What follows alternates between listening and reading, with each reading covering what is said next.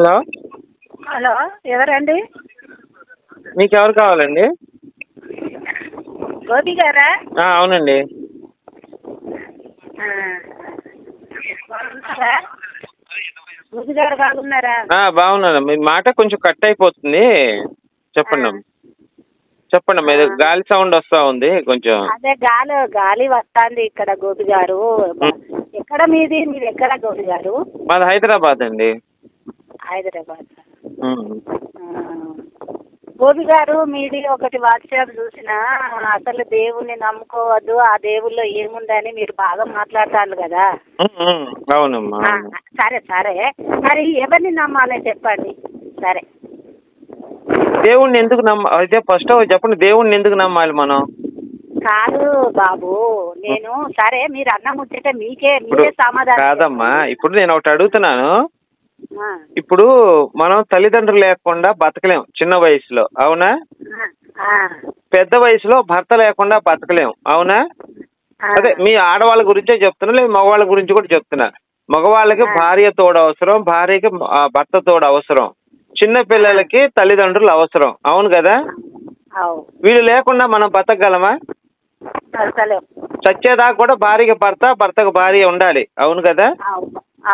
నేను ఒకటే ప్రశ్న, ఇప్పుడు మీ పిల్లలు గాని, మీరు గాని, మీ భర్త గాని ఎవరు కూడా దేవుణ్ణి నమ్మకుండా బతకగలరు, అవును కదా? అంటే దాని అర్థం ఏంటి? మన తల్లిదండ్రులే మనకు ముఖ్యం, మన భర్తే మనకు ముఖ్యం, వీళ్ళ తర్వాతే దేవుడు అని చెప్పి నేను చెప్తున్నానమ్మా. కానీ క్రైస్తవ మతం ఏం చెప్తుందంటే ఫస్టే యేసు, తర్వాతే తల్లిదండ్రులు కానీ, దేవుడు తల్లిదండ్రులు కానీ, అన్న కానీ, భర్త కానీ, భార్య కానీ, చెల్లెలు కానీ, యేసు తర్వాతే వీళ్ళందరూ అని చెప్తున్నారు. అది నాకు నచ్చక నాకు ముందర తల్లిదండ్రులు, భర్తకి భార్య, భార్యకి భర్త, పిల్లలు, ఇదే ఇంపార్టెంట్, కుటుంబం ఇంపార్టెంట్ అని నేను చెప్తున్నాను. నేను చెప్పదలుచుకుంది ఇది.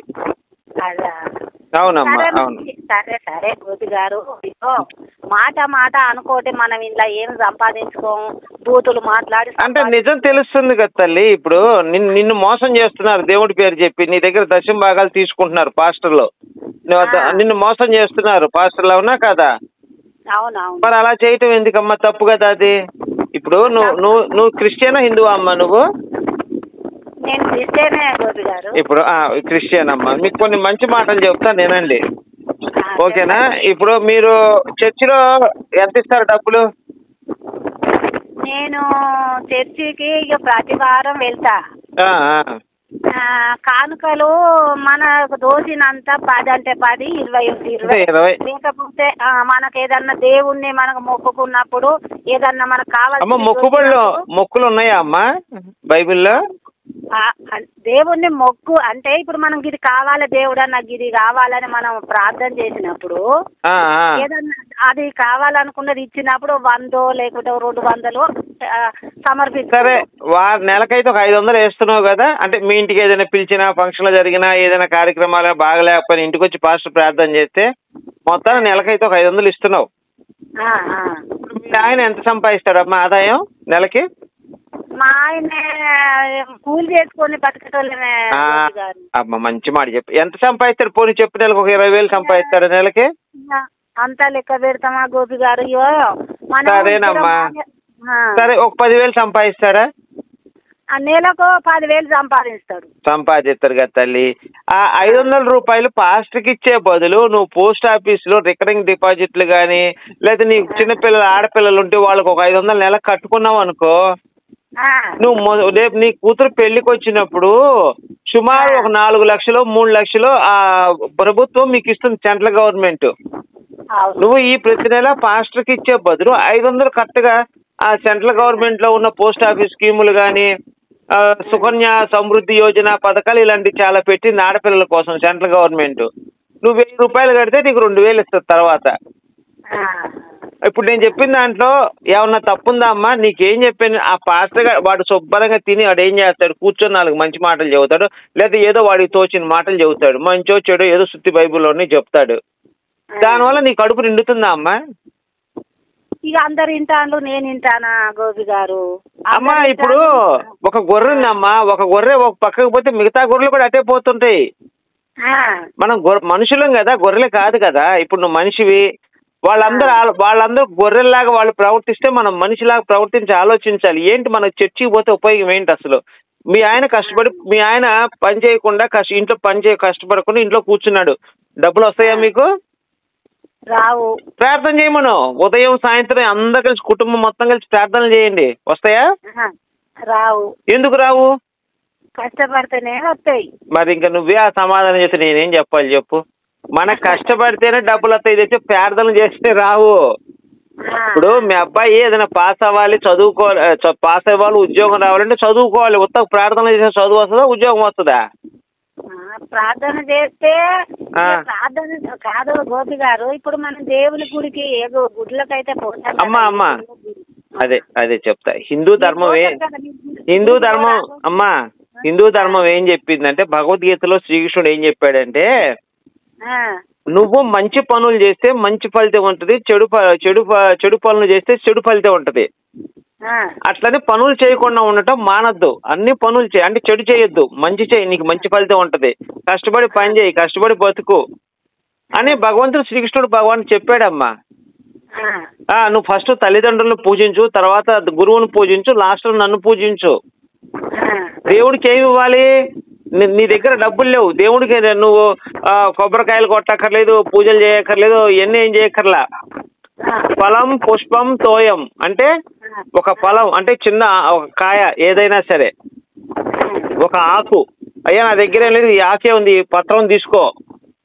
లేదు ఇంకా నీరు ఉంది, ఈ నీరు తీసుకో అని ఇట్లా నెత్తి మీద ఆ దేవుడి మీద దగ్గర మీద జల్లు, ఆ దేవుడు తీసుకుంటాడు. అంటే నీ దగ్గర డబ్బులు లేవు కానీ నీ దగ్గర నీళ్లు ఉన్నాయి, నీళ్లు జల్లు, అయ్యా ఇదేనయ్యా నైవేద్యం తీసుకో, నా దగ్గర లేవని చెప్పి తీసుకుంటాడు. లేదు ఒక ఆకు తీసుకొచ్చి, ఒక పండు తీసుకొచ్చి ఇవ్వు, ఏది ఇచ్చినా భగవంతుడు తీసుకుంటాడు. అలాంటి భగవంతుడు కానీ నాకు దశమ భాగం ఇవ్వు, మా పాస్టర్ గారిని బాగా పోషించు. మరి పాస్టర్ గారిని దేవుడు పోషించాలి కదమ్మా, మనం పోషించడం ఎందుకు? నువ్వు ఇచ్చి 500-1000 రూపాయలు తీసుకొని బతకడం ఎందుకు? నిజంగా దేవుడు అనేవాడు ఉంటే పాస్టర్ గారిని బతికించాలిగా, ఆయనకు డబ్బులు ఇవ్వాలిగా, నువ్వు ఇవ్వటం ఎందుకు? ఇప్పుడు పాస్టర్ నీకు ప్రార్థన చేస్తాడు మీ ఆయనకి ఆరోగ్యం బాగుండాలని, అవునా కదా? ఏదైనా జబ్బు వస్తే ప్రార్థన చేస్తాడు ఆరోగ్యం బాగుండాలని చెప్పి. మరి పాస్టర్ గారికి జ్వరం వచ్చినప్పుడు హాస్పిటల్కి ఎందుకు వెళ్తున్నాడు? ప్రార్థన చేసి తగ్గించుకోవచ్చుగా. మరి వాడు భార్య బిడ్డలకు కానీ వాడికి కానీ వాడు ఎందుకు తగ్గించుకోడు ప్రార్థన చేసి? ఇక ప్రార్థనకు తగ్గాలంటే ఇక కొన్ని తగ్గుతాయి గోపి గారు, కొన్ని తగ్గుతాయి, కొన్ని తగ్గాయి. ఎందుకు తగ్గుతాయి? కొన్ని ఎందుకు తగ్గుతాయి అమ్మా? ఇప్పుడు అమ్మా నేను చెప్పాను, మొన్న జ్వరం వచ్చింది నాకు, 100 జ్వరం వచ్చింది. వస్తే నేను టాబ్లెట్ వేసుకోవాలా, మరుసటి రోజు తగ్గిపోయింది. అంతకుముందు 103 జ్వరం వచ్చింది, 2 రోజులకు కూడా తగ్గలా. ఏందయ్యా అని చూస్తే మలేరియా వచ్చింది. అలా ఇది తగ్గింది కదా అని చెప్పి అది కూడా తగ్గుదని కూర్చోంగా. ఇప్పుడు నేనేం చేశాను, చర్చికి వెళ్ళి 100 జ్వరం వచ్చినప్పుడు ప్రార్థన చేసా, తగ్గింది. ఎందుకని? మామూలు జ్వరం కాబట్టి. మలేరియా వచ్చినప్పుడు చర్చికి వెళ్ళి ప్రార్థన చేస్తే మలేరియా తగ్గుద్దా? టైఫాయిడ్ తగ్గుద్దా? తగ్గుతాయా? ఇక ఏమో ఇక తగ్గుతాయి అంటే నమ్మకం కొద్ది అయితే చేయించుకుంటాను, బాధలు తగ్గ. అదేనమ్మా, అందుకే నేను చెప్పేది ఏంటంటే, ఇవన్నీ పిచ్చి మాటలమ్మా. మీరు పాస్టర్ చెప్పిన మాటలు నమ్మి మీ జీవితాలు నాశనం చేసుకోకండి. మీరు చదువుకోలేదు పాపం, మిమ్మల్ని వాళ్ళు మోసం చేస్తున్నారు పాస్టర్లు, మాయ మాటలు చెప్పి. అసలు లేదమ్మా, కష్టపడి బతికితే తప్పితే నువ్వు ఎన్ని ప్రార్థనలు చేసినా నీకు ఏ ఫలితము రాదు, ఉపయోగం లేదు. ఇది నేను చెప్పదలుచుకుంది. మీ ఆడవాళ్ళని పాస్టర్లు ముఖ్యంగా ఆడవాళ్ళనే మోసం చేస్తున్నారు. పాపం చదువు లేని ఆడవాళ్ళని మాత్రమే పాస్టర్లు టార్గెట్ చేసి బతుకుతున్నారు. నాకు తెలుసమ్మా, ఇప్పుడు మీరు చదువుకోని వాళ్ళే మోసపోయేది ఎక్కువ. చదువుకున్నాడు ఎవడు మోసపోడు. ఇట్లాంటి దేవుడిని నమ్ముకొని దేవుడు ఇయ్యిస్తాడు నా కుటుంబాన్ని నువ్వు ఎన్ని సంవత్సరాలు అయినా మతంలోకి వెళ్ళి? 10 సంవత్సరాలు అవుతుంది. మరి 10 సంవత్సరాల క్రితం నీ జీవితం ఎలా ఉంది? ఈ రోజు కూడా అలానే ఉందా, లేకపోతే ఏమన్నా బాగుందా? అయితే అప్పుడు నమ్ముకున్నప్పుడు దేవుడు మార్పు వచ్చింది. అయితే నమ్ముకోటప్పుడు ఒక సమస్య ఉంటే నమ్ముకుంటే మార్పు వచ్చింది. అయితే మార్పు వచ్చిన కాంచి దేవుడిని ఇక ఇచ్చనే గుడికి పోవడం, ప్రార్థన చేసుకున్నాం, గుడికి పోతాం. అంటే అప్పటికి మళ్ళీ తర్వాత ఇంకే సమస్యలు రాలేదా? వచ్చినాయి. అదేంటమ్మా, ఇప్పుడు నీ సమస్య దేవుడు తీసేసినప్పుడు మళ్ళీ సమస్య ఎందుకు ఇస్తాడు? నువ్వు ఆలోచించు. మోసం కదా అది. ఇప్పుడు అమ్మ నాకు అనేక సమస్యలు ఉన్నాయమ్మా. ఒక సమస్య పోయింది ఈ రోజు, రేపు ఇంకో కొత్త సమస్య వస్తుంది నాకు. అది పోయింది, ఎల్లుండి ఇంకొకటి వస్తుంది. మనిషి అంటేనే సమస్యలు వస్తాయమ్మా. జంతువు కూడా అనారోగ్యము, మనుషులకు అనారోగ్యము, సమస్యలు. అమ్మ మనకు సమస్యలు లేకపోతే మనం భూమి మీద బతకలేమమ్మా, తెలుసా సంగతి నీకు? నీకు ఎప్పుడు సుఖం ఉందనుకో, నీకు ఒక ఉదాహరణ చెప్తాను నేనమ్మా. నీకు, మీ ఆయనకి, నీ పిల్లలకి రోజు పంచవక్ష ప్రమాణాలు వండి పెడతా. 1 సంవత్సరం పాటు మీరు ఏ పని చేయొద్దు, తినటం పండుకోవటం, తినటం పండుకోవటం, తినటం పండుకోవటం. మీరు ఏ పని చేయొద్దు, టీవీ చూడటం, తినటం పండుకోవటం 1 సంవత్సరం పాటు. నీకు నీ జీవితం మీద అసహ్యం కలుగుతుందా, కలగదా? కలుగుతుంది. ఎందుకని? నీ జీవితం ఏంది? తినటం, మంచం మీద పండుకోవటం, తినటం, మంచం మీద పండుకోవటం. ఇక వేరే పని ఏముంది నీకు? ఏం లేదు. మన జీవితం విలువ తెలియాలంటే మనకు కష్టం రావాలమ్మా, గుర్తుపెట్టుకో. అంతే. నీకు తీపి విలువ తెలిసింది, చేదు విలువ కూడా తెలిసినప్పుడే తీపి యొక్క గొప్పతనం నీకు తెలుస్తుంది. జీవితంలో కష్టాలు రావాలమ్మా. కోటీశ్వరుడు కూడా కష్టాలు వస్తాయి. అంబానీ ఉన్నాడు, కోటీశ్వరుడు, మన భారతదేశంలో పెద్ద కోటీశ్వరుడు. ఎవరు? అంబానీ. జియో రీఛార్జ్ ఉంది కదా, అంబానీ. అతను వాళ్ళకి ఒక కొడుకు ఉన్నాడు. వాడు ఎక్కువ రోజులు బతాడు చచ్చిపోతాడు కూడా తెలీదు. ఒక కొడుకు. ఆయన ప్రపంచంలో కల్లా కోటీశ్వరుడు. అంటే ఉన్నారు, దాంట్లో నెంబర్ ఈయన ఒక 4-10 స్థానాల్లో ఎంతో స్థానంలో ఉన్నాడు. అంత డబ్బు ఉంది ఆయన దగ్గర. 500 కోట్ల పెట్టి వజ్రాల కిరీటం చేయించుకున్నాడు ఆయన. వాళ్ళ కొడుకు ఉంటాడో చచ్చిపోతాడో తెలీదు. మొన్న పెళ్లి చేశాడు 1000 కోట్లు ఖర్చు పెట్టి. మరి ఇక అట్లా అనుకుంటే సమస్యలు లేనివాడు ప్రపంచంలో ఎవడున్నాడు తల్లి? వస్తాయి, సమస్య వచ్చిందని మతం మారేవనుకో, రేపు పొద్దున సమస్య రాకుండా ఉంటే ఆ మతంలో ఉండొచ్చు. మళ్ళీ ఇది సమస్య పోయి కొత్త సమస్య వస్తే మరి అప్పుడు దేవుడు ఏం చేస్తాడు? ఈ సమస్య కూడా ఎందుకు ఆపలేదు? ఒక సమస్యను ఆపిన రెండో సమస్యను ఎందుకు ఆపట్లేదు? అదే ఆలోచించుకుంటాను గోపి గారు. ఇప్పుడు సమస్య కాదమ్మా, నీ పరిస్థితి 10 సంవత్సరాల క్రితం మీ ఆయన 10,000 సంపాదిస్తే ఈ రోజు కూడా 15,000 సంపాదించారు. అంతకుమించి మీ జీవితంలో ఏమైనా మార్పు వచ్చిందే? ఇక మార్పు అంటే అప్పుడు మారిందే, అప్పుడు మార్చిందే. ఇంకేమి మార్పు రాలా మీ జీవితంలో మళ్ళీ? ఇక కొన్ని దెబ్బలు తాకుతే కూడా, కొన్ని గాయాలు కూడా దవాఖానకు పోకుండా పాస్టర్ ప్రార్థన చేస్తే పాస్టర్ గారు తక్కువైనాయి. అమ్మా ఇప్పుడు నాకు దెబ్బలు తగిలినాయి తల్లి, నేను హాస్పిటల్కి వెళ్ళిపోయినా తగ్గిపోతాయి దెబ్బలు. అంటే బాగా తాకలే, అట్లా కొద్దిగా. అదేనమ్మా, ఇప్పుడు కొద్ది దెబ్బలు తగిలినాయి. ప్రార్థన చేయకపోయినా తగ్గుతుంది తెలుసా? ఆయింట్మెంట్ రాయకపోయినా తగ్గుతుంది, టాబ్లెట్ వేసుకోకపోయినా తగ్గుద్ది. అవన్నీ అమ్మా మిమ్మల్ని నేను చెప్పాను కదమ్మా పాపం.